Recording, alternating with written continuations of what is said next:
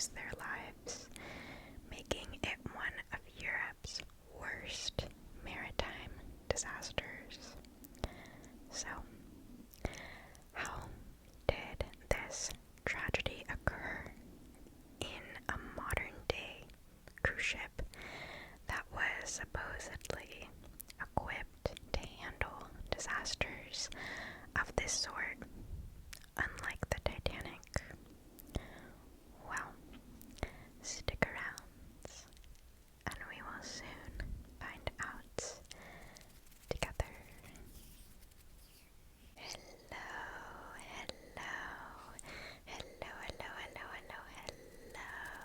my lovely two friends. I'm so happy to see you here today.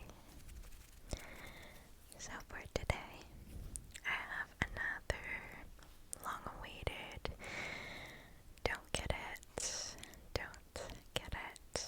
twisted history for you all. So I haven't done too many of these. I'm excited to be doing another one. This story that is today's story quite captivated me. I am not a fan of cruise ships for multiple reasons. One of them being this case. I blame myself. I watch too many things that make me swear off cruise ships for my entire life. I've never been on one, and I probably never will. So this story definitely scared me, captivated me, and made me just quite furious with how things were handled. So I wanted to share it with you all. And yeah, so let's just get right into it. Grab your favorite snack, drink, blankets, pillow, all the cozy things. And without further ado, let us get to ASMRing.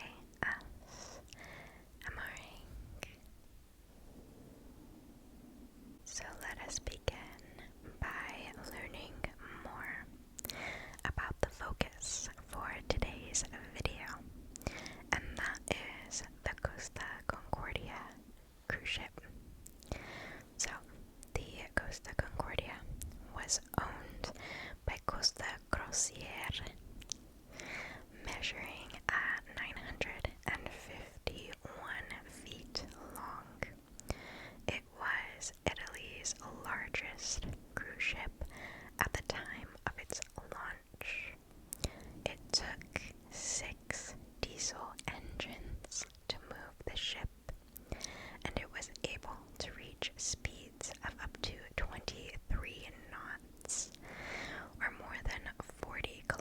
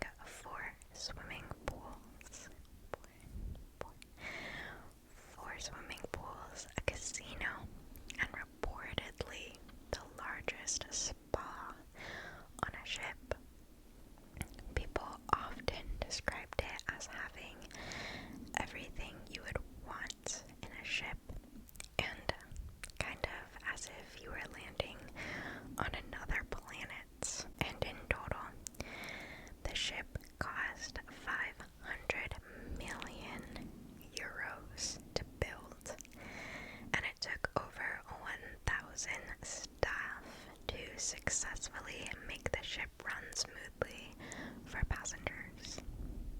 Well, again, I've never been on a cruise ship, so I don't really, like, that sounds massive to me. I don't know if that is in comparison to today's cruise ships, but still, that sounds like a lot of ship. Now, in July 2006, the Concordia took its maiden voyage, which was a 7-day cruise of the Mediterranean Sea with stops in Italy, France, and Spain. Now, this route became the ship's standard route, and it sailed this route many a times, more than 200 cruises for almost 6 years without any incident. And that is until January 13th, 2012. So on January 13th, 2012, the Concordia left Civitavecchia, Italy, at approximately 7:18 p.m. At the time, there were 1,023 crew members and 3,206 passengers on board. Several hours after leaving Civitavecchia, I think I said that right, the Concordia approached Giglio Island after deviating from its standard course. Now, this was done because the ship's captain, whose name was Francesco Schettino, made the decision to perform a maritime salute for the island, which is a common practice that involves a cruise ship sounding its horn. And this was a practice that the Concordia had performed several times in the past. Now, before we move on to the events, I wanted to give a little bit of background on the captain, and that is Captain Schettino. So he was a graduate of the prestigious School of Merchant Navy Officers, and he had directed the Costa Concordia cruise dozens of times. So basically, he knew the ship and the cruise very, very well. Now, although Captain Schettino had sailed the Concordia many a times, apparently the maritime salute was a maneuver that was notoriously hard, as the ship had to sail very close to the island and make a tight turn to get close enough to the island. The maneuver was essentially done to impress the people on the island. However, the area around the island was notoriously known to be, well, rocky, literally. It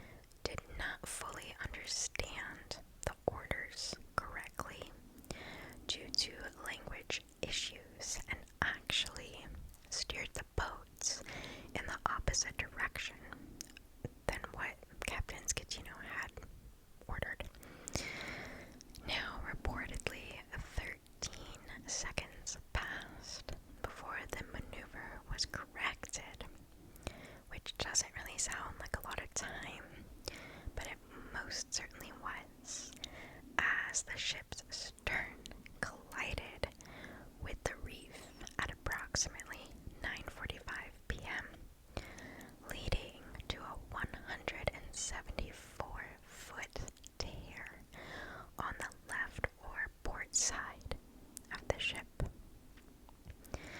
Now, the ship at the time was going 16 knots, and although the metal was tough, the rocks were tougher and tore open the ship like a can of tuna, basically. And at this time, the passengers on the ship were enjoying kind of a late dinner. Actually, I don't know if that's late in Italy. In America, 9 o'clock is late for dinner, but I know when I was in Europe, dinner's later, which I actually enjoyed. But anyways, they were enjoying dinner and very much felt the impact of this collision, and panic quickly ensued amongst the passengers, and you can actually watch this in home videos. Now, a later assessment of the damage would reveal that 5 compartments of the ship, including the engine room, were quickly taking on water, and as a result, the ship shortly after the collision lost power. So, a lot going on. And then, of course, it's not over. With the loss of power, the engines nor the rudder could function, and therefore the ship could no longer be steered. And as all of this was playing out, a panicked, rightfully so, passenger contacted her daughter in Italy and informed her of the situation. And it was this passenger's daughter who actually made contact with the Coast Guard, which is wild to me. Like, it was a passenger's daughter who wasn't even on the ship. That's the person who notified the Coast Guard of the disaster. Not the captain, not anyone on the bridge responsible for the ship. It was someone who wasn't even on the ship. And we'll get more into why that's like very telling and frustrating to know, because I didn't even know that detail before researching this case. So anyhow, the Italian Coast Guard eventually made contact with the Concordia at around 10:10 p.m. And when Captain Scatino spoke with the Coast Guard, he essentially completely downplayed the damage and claimed that the ship had merely experienced a blackout. And again, all of this is very much documented, so you can watch or the recordings of their interactions are available, so you can hear, which is pretty fascinating, especially when it gets into the Coast Guard literally yelling at him. We're not there yet, but yeah, so you can hear that, and you can hear him downplaying it, and it's awful. I can't. This not even a man. Yeah. So this obviously wasn't true, as we are all aware, and it was actually at this point becoming worse. So the weather that night included wind, and this wind actually caused the Concordia to turn long ways and be pushed more and more closer to the island, specifically only about 3 kilometers from the island, which is pretty close. And this was possible because of how the rudder underneath the ship was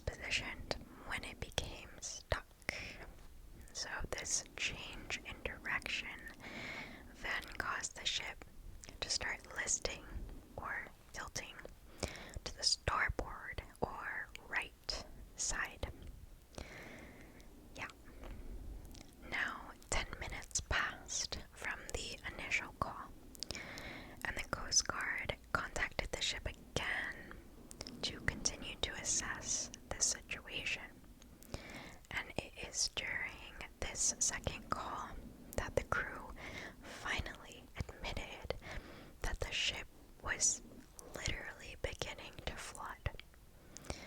And Captain Scatino continued to downplay the situation and simply requested that tugboats be provided, despite the ship literally beginning to sink. Now, during this entire time, so all of this is happening up top, where all of the, I don't know what the word is, but all of the crew who are responsible for manning the ship are. While all of that's happening, down on the ship, no orders had been given to employees, and passengers were basically just left to their own devices, with many passengers putting on life vests and heading to the lifeboats on their own. Then finally, at around 10:40 p.m., which was nearly an hour after the initial crash, Captain Scatino gave the command to abandon ship. Lifeboats, which, according to some reports, had already been launched, were now officially put into use. And again, home video captures this entire ordeal, and it is terrifying to watch. Again, this is why I don't go on cruise ships.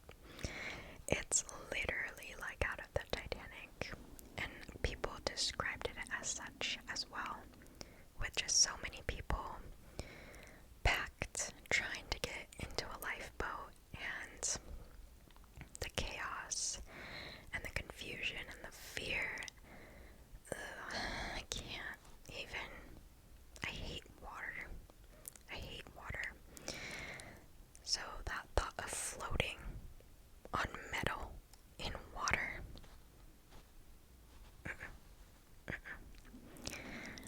No, thank you. Yeah, so about 4,000 passengers at this time were all at once now making their way to lifeboats. Awful, the chaos. Alright, so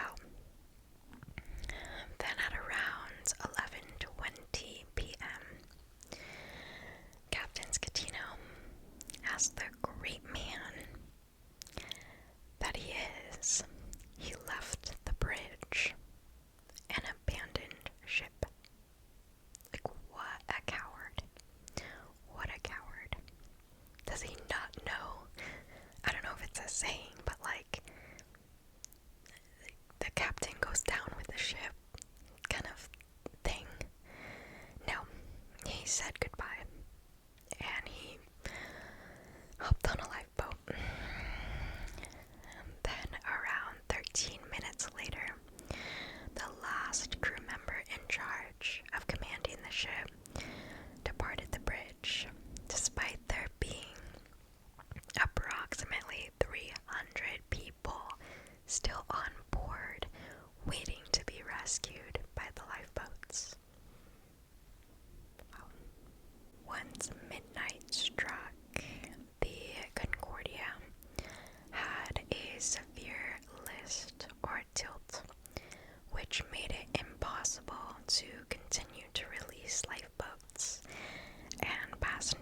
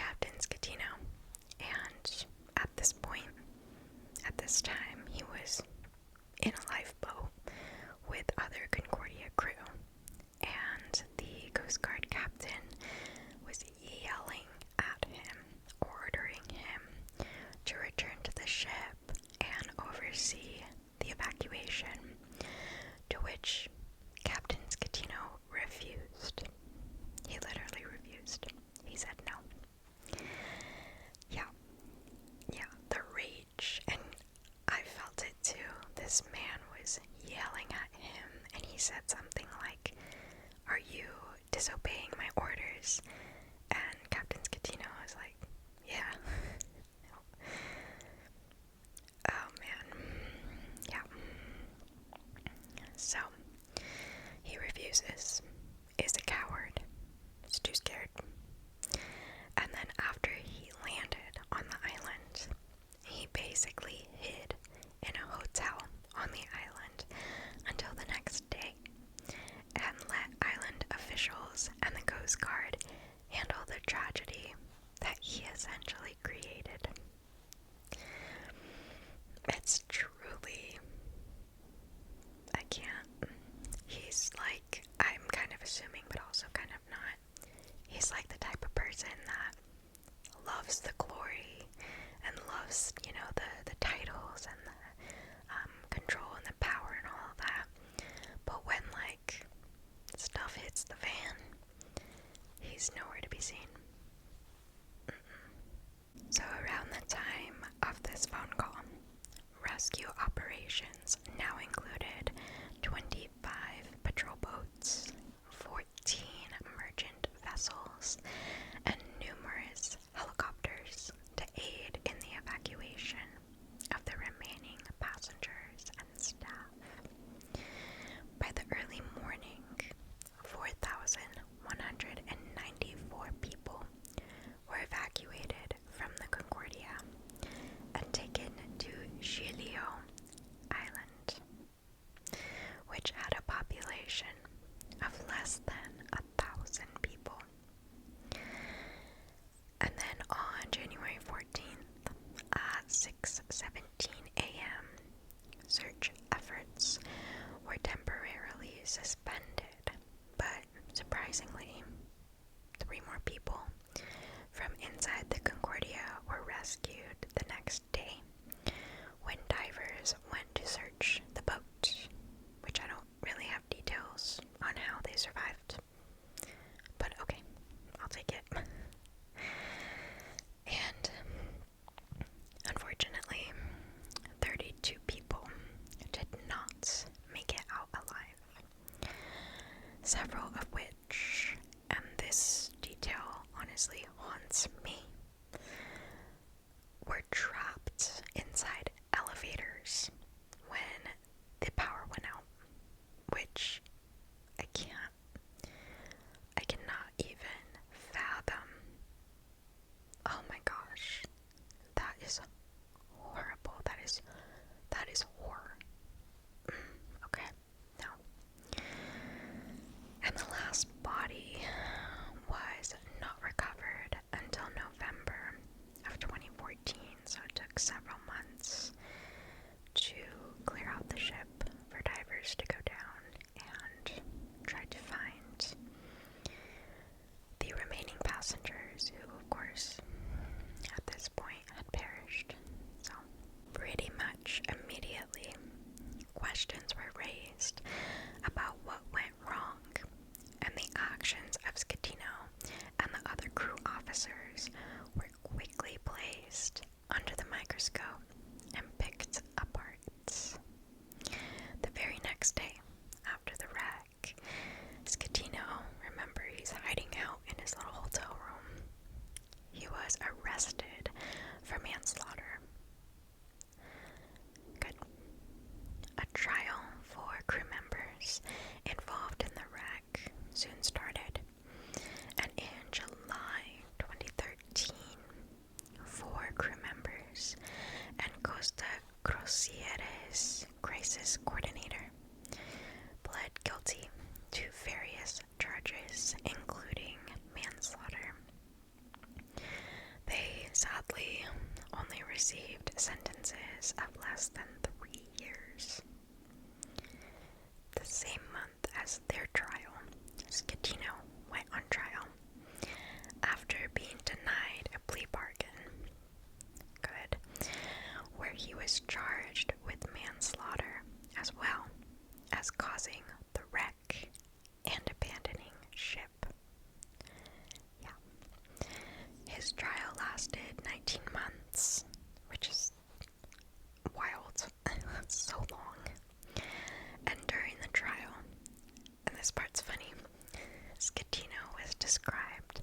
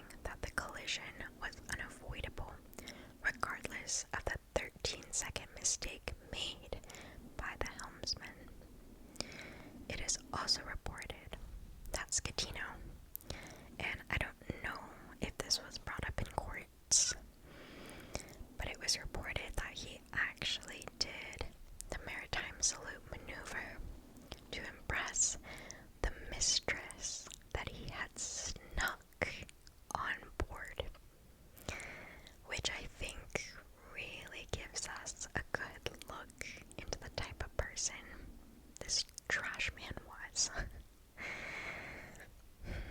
And he was married, I'm pretty sure, if it was his mistress. And in February 2015, Schettino was convicted on all charges and sentenced to more than 16 years in prison. He, of course, appealed the verdict, but it was upheld in May 2017, and Schettino has been serving his sentence ever since, right where he belongs. So, whatever happened to the Costa Concordia, well, the ship lay on its side for nearly 2 years off the coast of Giglio Island. Y'all, I have practiced that word so many times. I don't know if I said it right there.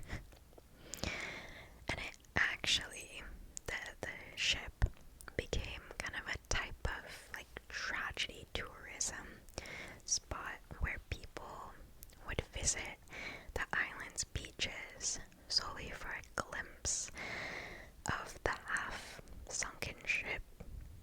And additionally, the coast of Giglio Island was actually a protected marine area, and because of this, environmental issues related to the partially sunken ship were of great concern.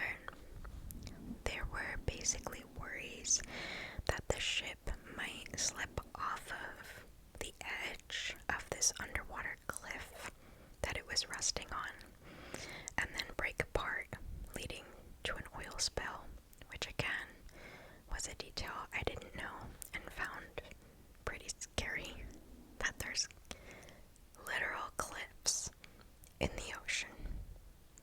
I hate water. I hate the ocean. You're just going along and then you fall off a cliff. I can't. So it's a lesson in potential damage if this did indeed occur. Oil blooms were placed around the wreckage, and about a month after the disaster, salvage workers began removing more than 2,000 tons of fuel. Then, in September 2013, over a year after the wreck, the 114,000-ton Costa Concordia was finally righted using underwater platforms, cranes, and some 500 people.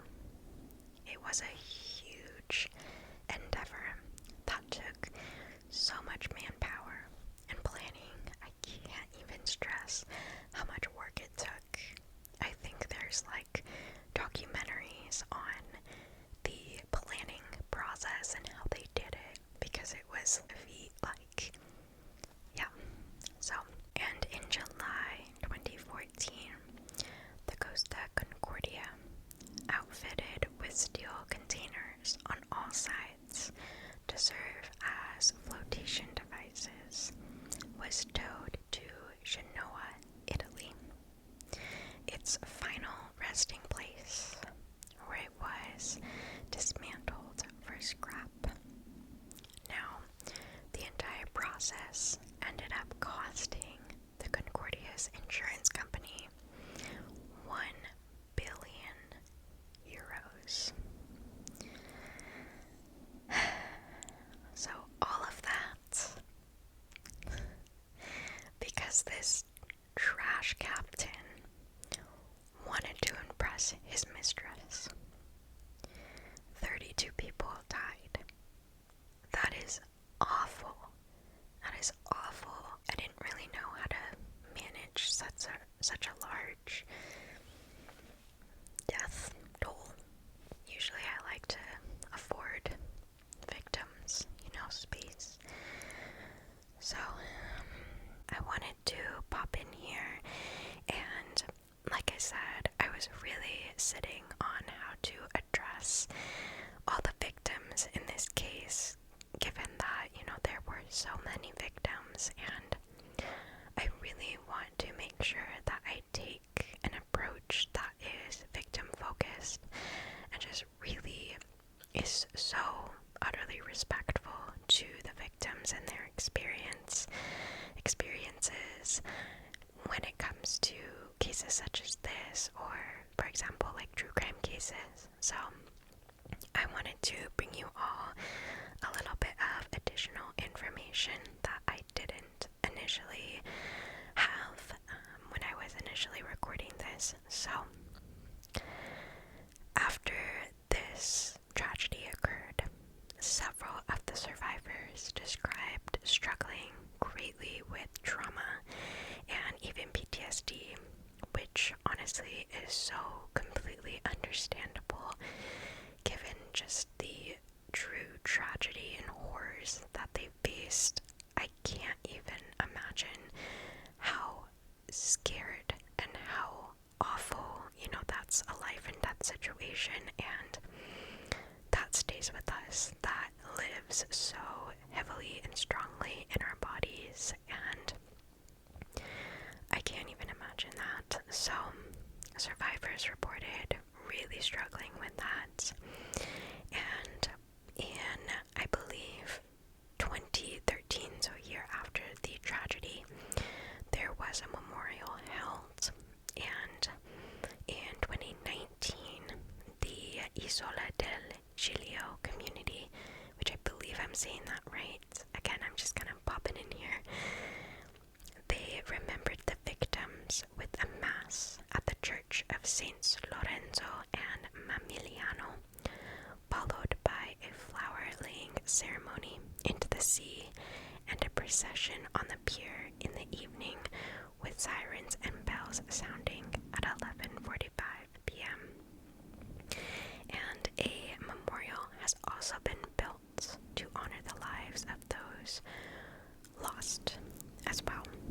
So I wanted to go through the names of those who have lost their lives, and this is something that I will always say, let us always remember them for the lives they lived, not for the deaths they endured.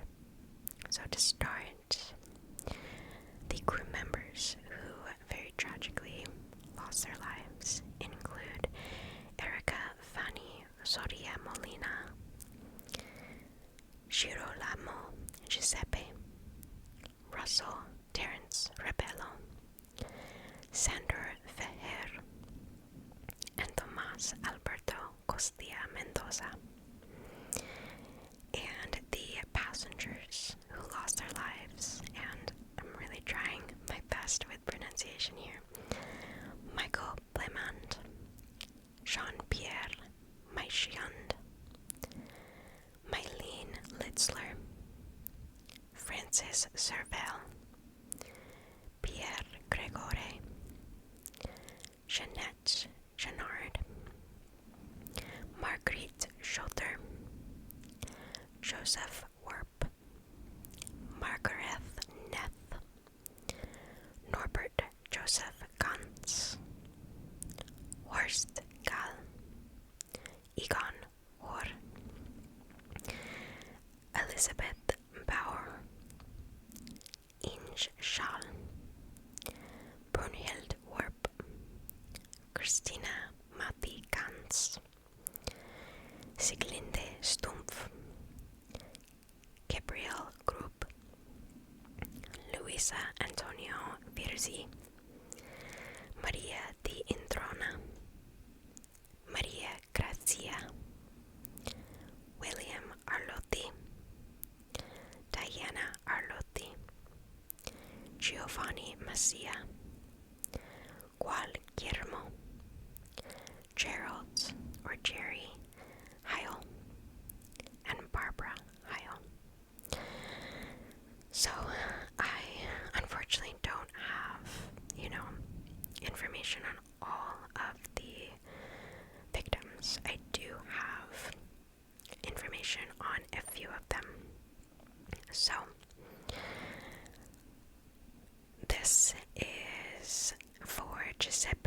Girolamo, who was a crew member and a musician. And when he was ordered to abandon the ship, the lifeboats were not usable and the ship was already leaning to one side. And he did not think twice about sacrificing his own life for saving a child whom he gave his place to in a lifeboat. And his body sadly was found more than 2 months later inside the Costa Concordia.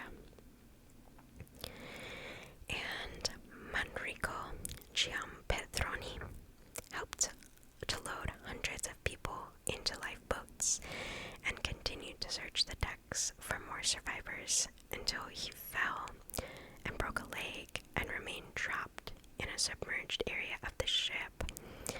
However, Mr. Giampetroni was rescued, and so he did end up surviving.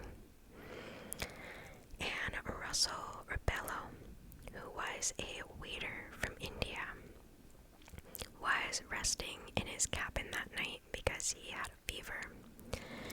And by the time he woke up, the water was already under his cabin bed.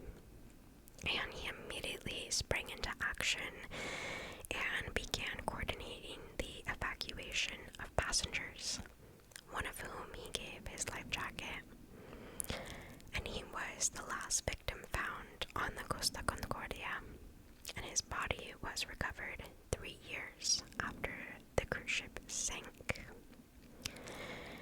And Tomás Alberto Costilla Mendoza was a cleaning supervisor from Peru, and he helped a group of passengers get into a lifeboat, and after he fell into the cold waters and tragically died from hypothermia.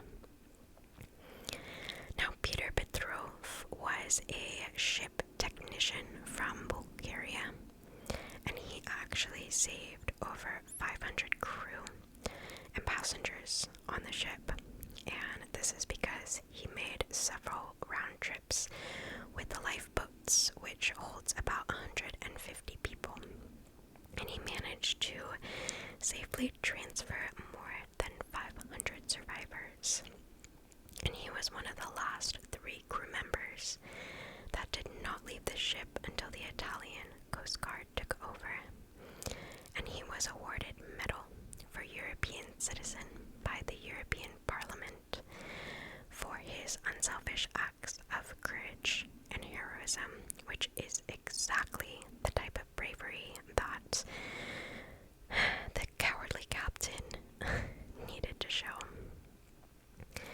And Sandor Feher was a 38-year-old violinist from Hungary, and he helped several children put on their life jackets before he returned to his cabin to retrieve his violin, and he was sadly later found dead in the lower decks. And lastly, let us remember 5-year-old Diana Arlotti from Italy. She was the youngest victim of the Costa Concordia disaster, and she was found 1 month after the tragedy alongside William Arlotti. So, like I said, I just wanted to quickly pop in here and share a little bit more information than I initially had, given that I've been very much sitting and thinking about how to further approach, tragedies and cases that I am sharing on my channel, given that I am so utterly mindful and passionate about remaining respectful when I'm, retelling and capturing the stories and experiences of people who are no longer here. So, thank you for listening to this portion. I can imagine the audio is probably not the best. I just popped in here really quickly as I was editing during a weekday, so there's kind of a lot of sounds going on around me. So let us get back to our regularly scheduled program. Yeah, when I think of cruise ships, I think of everyone who has lost their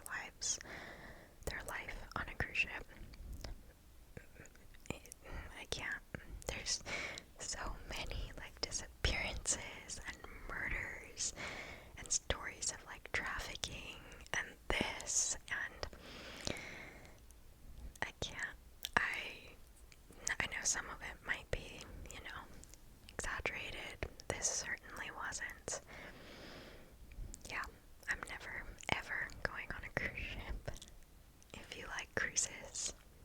I hope this doesn't scare you. Enjoy what you enjoy.